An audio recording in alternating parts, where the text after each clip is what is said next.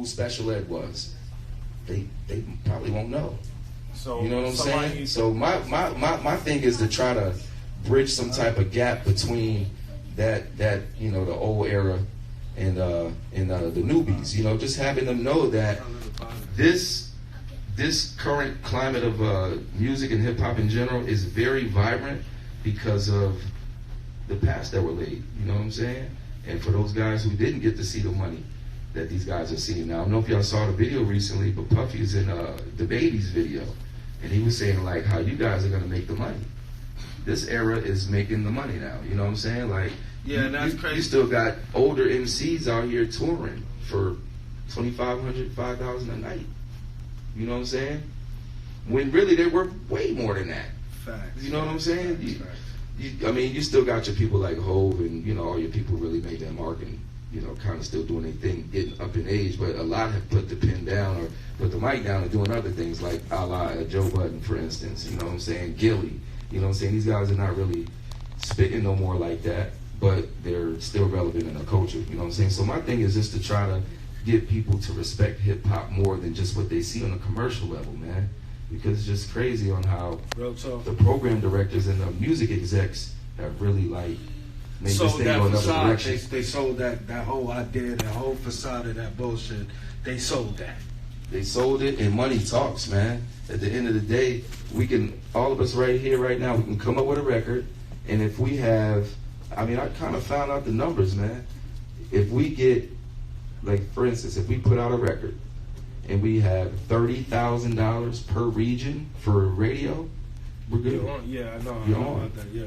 So it's 4 regions basically. So for like 120,000, you can get lit. Yeah, you get it. You find somebody to back you in with that back money, and it's off to the races.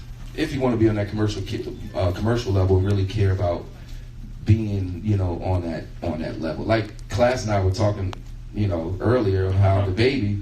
We remember when he had less than 300,000 followers. Right. And I looked last week, he over 10 million in less than 2 years. So it's like we're in a whole different age. And in CPIT and all, we were talking earlier about how just the things, it changes every 2 years. But I don't think, you know what I'm saying? The industry is crazy. Not to knock what somebody does for success. I think it's very, very great. But I don't think any of us would wear a pamper to advance our career. You know what? People talk about the pamper, but I don't believe that I would see Ski at a charity event running through the thing with a diaper. No. There's not going to be nobody to identify you to say, I can sell him later. He's going to sell himself. I can do this. Right. Get this. Well, who's to say what? Nothing. I mean, everything's for sale now. I understand that. I'm not saying it's for me. I understand that. But what my question was, would you, as a man, I'm not asking you anything else. Oh, no, I'm not putting that on. Okay, thank you. You're not going to shave your legs, grease up your chest, and put on a diaper and run through a crowd. My thing is this. The diaper thing is old.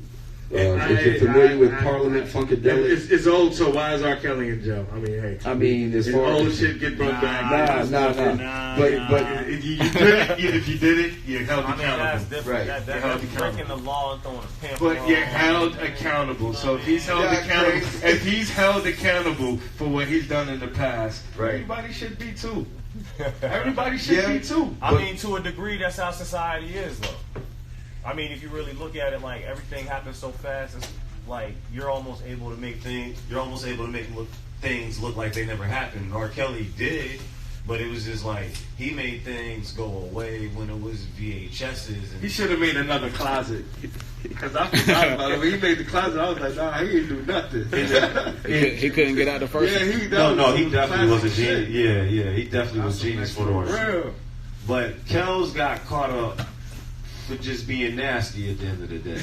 Karma's karma, man. Like, you know what I mean? You can't keep that to yourself. You can't do you just can't do what he did. And I don't want to sit here and, you know, go there with it. You know what I'm saying? You just can't do the things. He's been alleged. He's been convicted. You can't be in that realm of possibility and expect the last. Like, that's just the best way I could put it.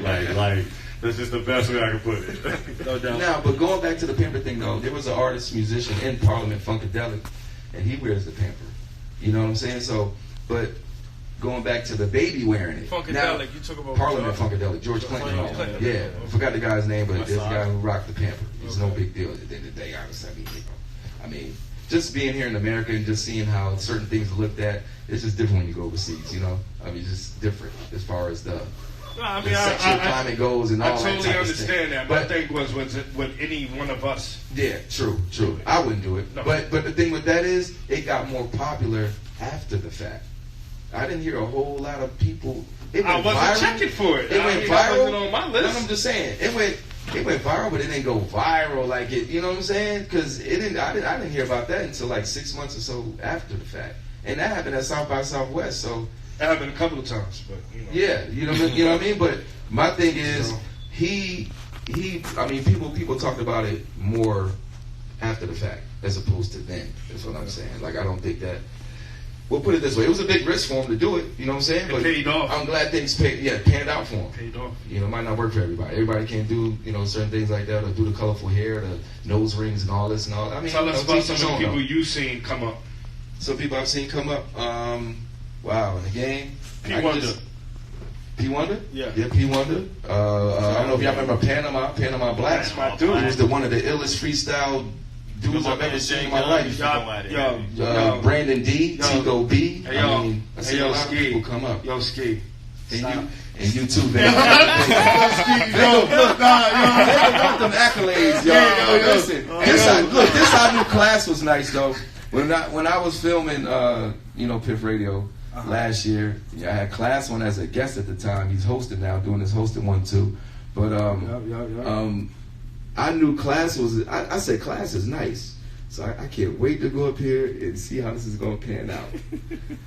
When Vega want to keep rapping, that's how I know Vega knows somebody in the room that can spit. You know what I'm saying? Otherwise, you're going to be like, yo, man, get him out of here or whatever. You know what I mean? Facts. But if you want to keep rapping, I saw you want to keep rap. I was like, yeah, Big must know he got it. You know what I'm saying? Yeah. So, we got a couple joints that's getting ready to come out pretty soon. Yeah. So, yeah, we definitely got some in the tub. That's what up. But just to run down some people I've interviewed, if y'all just want to know some of that. Yeah. Some of that stuff. Shout out to my Spot TV family, you know what I'm saying? But prior to Spot TV, let me just say this. Before Spot TV, when I first moved from Connecticut back in the day, moved here in the 9th grade, I ran track my freshman year, but my sophomore year and out, I played football and 2 other sports. But the reason I mention that because one of the trainers in football, his name was Crush, rest in peace, man, Charles Davis. He put me in the game, man. I was on radio in high school in the 10th grade. You know what I'm saying? Like, I would come on and announce records, just co-hosting with him because he had a radio show at 89.3 WSOE at Elon College. Shout out to Crush. You know what I'm saying? Big shout out to Crush. And he used to put me on just announcing records and giving out sports scores. You know what I'm saying? From the high school games the night before because the show was on a Saturday. So shout out to him for getting me in the game. And then I wanted to get in the video based on my 4th grade teacher, Mr. Romanello, man, this Italian guy, man. He was really into the arts.